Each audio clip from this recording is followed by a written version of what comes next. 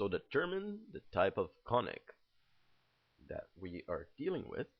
We have them all in general form, and for each one of them we want to determine if it's a parabola, a circle, an ellipse, or a hyperbola.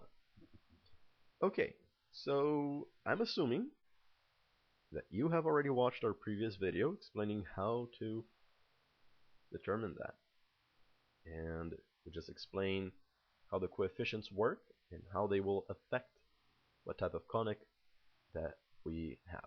So over here we have 2x squared plus 4x minus y minus 7 equals 0. And remember that our just basic general form equation is ax squared plus by squared plus cx plus dy plus e equals 0. Okay, so, and also remember that in this case we don't have a y squared, right? Meaning that we have a 0 y squared. So b is 0 for the first question, and that means that we have a parabola. Okay, because remember that the rule is that if a or b is 0, we have a parabola. Fantastic. How about 2? We have y squared plus x plus 6y minus 14 equals 0. In this case, we don't see an x squared, meaning that we have a 0 x squared. So a is 0 in that case. In this case over here. So it's also a parabola. Great.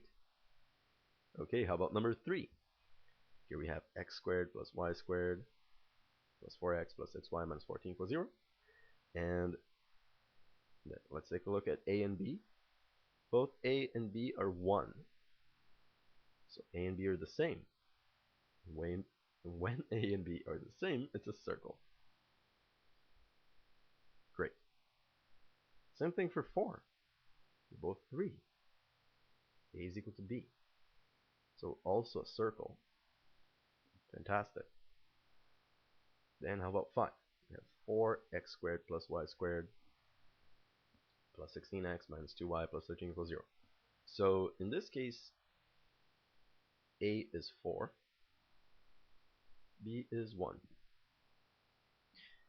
So a is not equal to b, but they have the same signal. If they have the same signal and they're different, it's an ellipse. An exclamation mark here. Great. How about 6? Same thing. A is 9 in this case, b is 4. They're not the same, but they have the same signal. So it's also an ellipse. Fantastic. How about 7? Here we have x squared minus 4y squared plus everything else. The most important things, of course, are the a and the b, the coefficients of x squared and y squared. A is 1, b is negative 4 or minus 4. That would mean they're not the same, again, but they have different signals. We have positive 1 and we have the minus 4.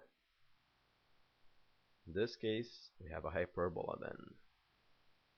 So if they have different signals and they're not the same, it's a hyperbola. So same thing over here, because a is 9 and b is just minus 4. So also a hyperbola, since again they have different signals. That's it.